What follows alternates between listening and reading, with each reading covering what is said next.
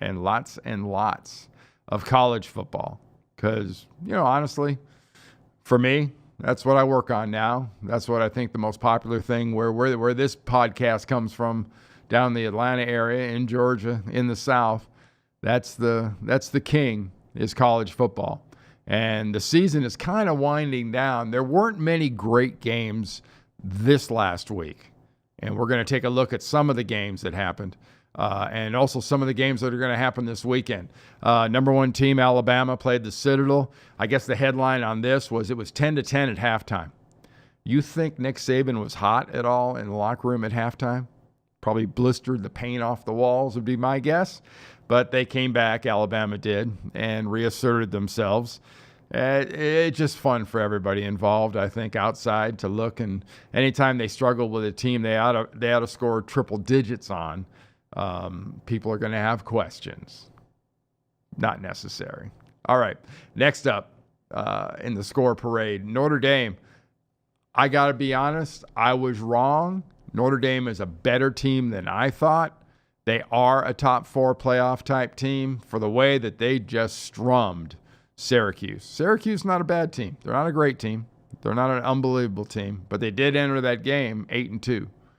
So that was a very good football team, and they dominated them. Wore the world's ugliest flipping uniforms, though. If you get a chance, look up.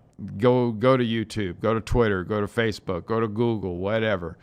They're an homage to the Yankees, and they were garbage as an homage. All right, next up on the score parade, and one of these, this is supposed to be a good game. UCF dominated Cincinnati. UCF is really good. UCF has absolutely no flipping chance to be in the playoff, okay? Sorry. I know the UCF fans don't like that. I know there's a lot of people around college football say, well, we got to expand it. Well, we got to expand it to include a team that's not in the Power 5, and we got to expand it to include teams that have lost 2 or 3 games. That's garbage. That's what's garbage about basketball. So many teams make that tournament. But that's just me.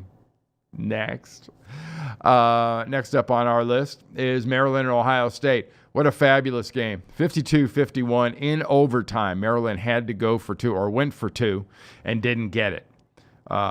They rushed for a gazillion yards against Ohio State and made them look very, very average.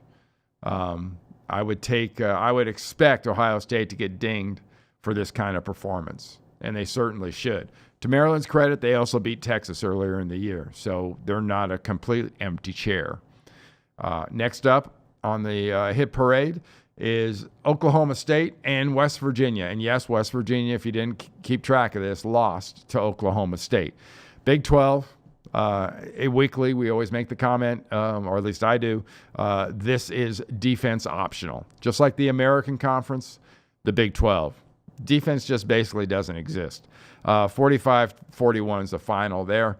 And my UCLA Bruins played a little game against USC. One that, God, I hate to admit it, but 43 years ago I played in this game.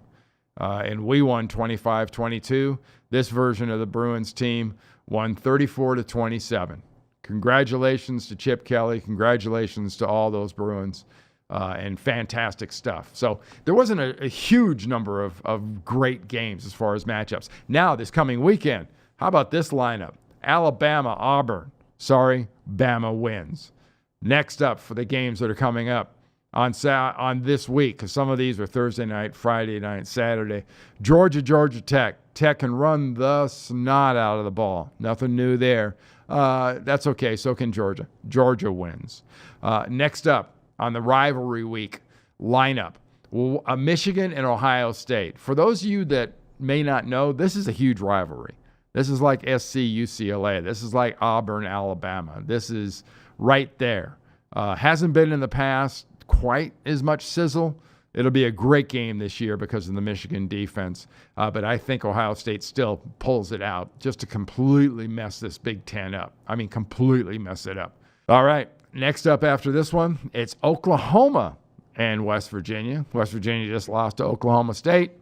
Oklahoma gets West Virginia and some semblance of order ensues for the Big 12. And the next game is UCF, who has now won 23 games in a row, is going to play USF. Not much space between Tampa and Orlando. This is a pretty good rivalry for those of you that don't know about it, though I don't believe it's going to be particularly much of a game. Charlie Strong's USF Bulls are pretty tough, but they make so many mistakes and penalties, and you can't do that against UCF. UCF's a solid team. They're a top 10 team. They're not a playoff team. Sorry, still think that. But they're a solid team. And out on the West Coast, sort of the darling of a lot of people is Washington State with Mike Leach. And they're going to be playing Washington. This is called the Apple Cup. You got me. I got no idea why it's an Apple Cup. I guess there's a lot of apples in Washington. But don't get me started. I like Washington State in this game. I think they absolutely win this game. Washington's going to play a lot better. This is going to be a high-scoring game. It's going to be a tight game defensively. But Washington State definitely wins this one. And kind of the other USC rivalry that pushes the UCLA-SC rivalry up a week now is Notre Dame at USC. I was wrong, like I said earlier, about Notre Dame. I think they are a playoff team right now. This is a tough physical team. Now you've been warned, because it seems like when I sort of get on board with a team like this is a week that they usually pick to lose. All right, that'll do it for Unsafe Spaces Sports. All college football, all the time this week.